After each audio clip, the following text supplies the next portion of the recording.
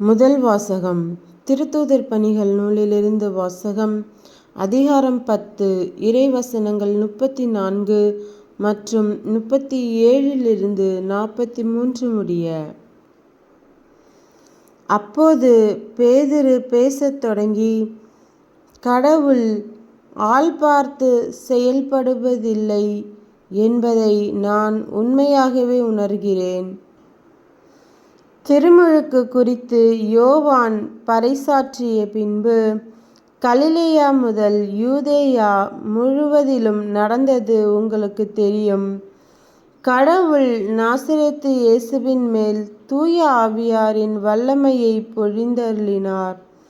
கடவுள் அவரோடு இருந்ததால் அலகையின் கொடுமைக்கு உட்பட்டிருந்த அனைவரையும் அவர் விடுவித்து எங்கும் நன்மை செய்து கொண்டே சென்றார். யூதரின் நாட்டுப்புறங்களிலும் எருசலேம் நகரிலும் அவர் செய்த அனைத்திற்கும் நாங்கள் சாட்சிகள். மக்கள் அவரை சிலுவையில் தொங்க வைத்து கொன்றார்கள். ஆனால் கடவுள் அவரை 3ஆம் நாள் உயிரோடு எழுப்பி காட்சி அளிக்க செய்தார். ஆயினும் அனைத்து மக்களும் அல்லாமல் சாட்சிகளாக கடவுள் முன் தேர்ந்து கொண்டவர்களுக்கு மட்டுமே அவர் காட்சியளிக்க செய்தார்.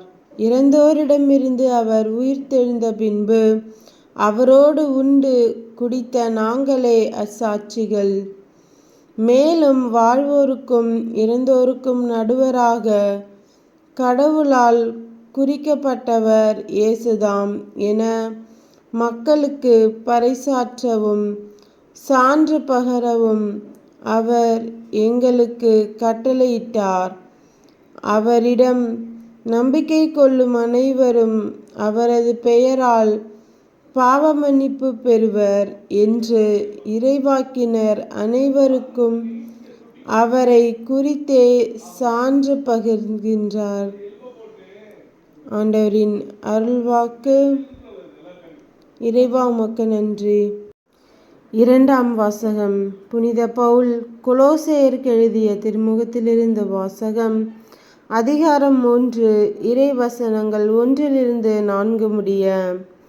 நீங்கள் கிறிஸ்துவோடு உயிர் பெற்று எழுந்தவர்களானால் மேலுலகு சார்ந்தவற்றை நாடுங்கள்.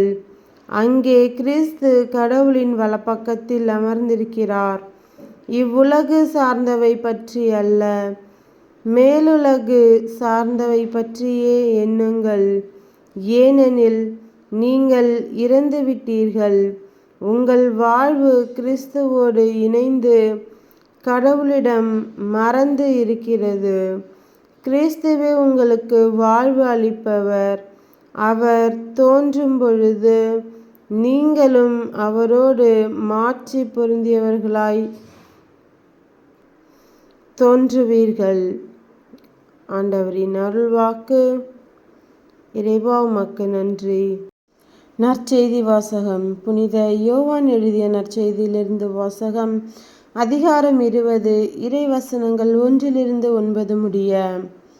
வாரத்தின் முதல் நாளன்று விடியற்காலையில் இருள் நீங்கும் முன்பே மகதல மரியா கல்லறைக்கு சென்றார்.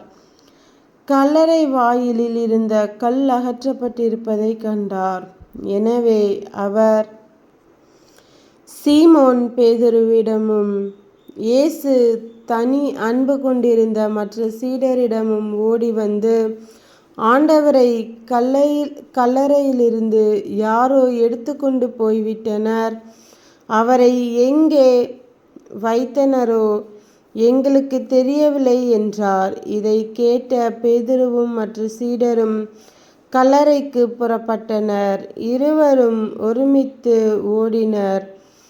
மற்ற சீடர் பேதுருவை விட விரைவாக ஓடி முதலில் கல்லறையை அடைந்தார். அவர் குனிந்து பார்த்தபோது துணிகள் கிடப்பதை கண்டார். ஆனால் உள்ளே நுழையவில்லை. அவருக்கு பின்னாலேயே சீமோன் பேதுருவும் வந்தார்.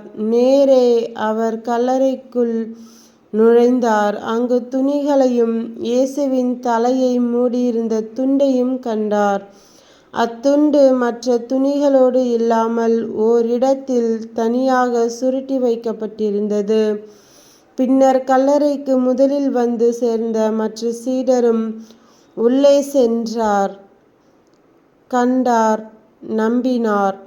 இயேசு இறந்தோரிடமிருந்து உயிர்த்தெழ வேண்டும் என்னும் மறைநூல் வாக்கை அவர்கள் அதுவரை புரிந்து கொள்ளவில்லை. கிறிஸ்துவின் நற்செய்தி. கிறிஸ்துவே உமக்கு புகழ்.